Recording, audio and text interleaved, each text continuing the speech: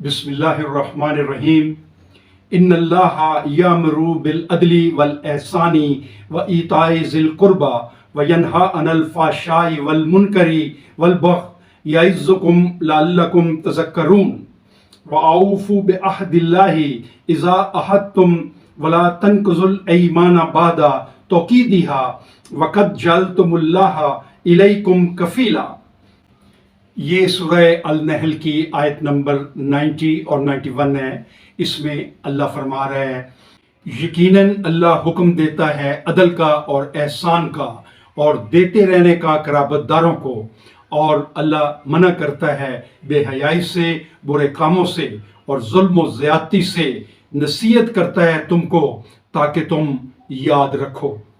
اور پورا کرو اللہ کا عہد جب بھی تم نے اس سے کوئی عہد کیا ہو، اور مت توڑو قسمیں بعد ان کو پختہ کرنے کے، اور جب کہ بنا چکے ہو تم